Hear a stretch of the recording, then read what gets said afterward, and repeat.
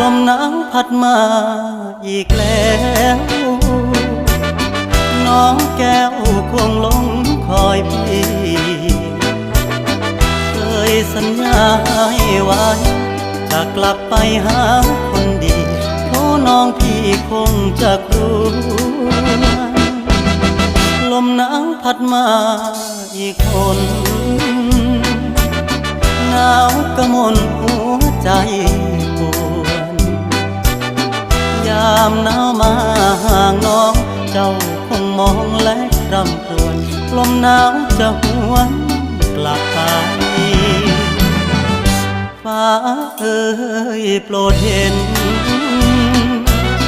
ฟ้าโปรดเป็นพยานให้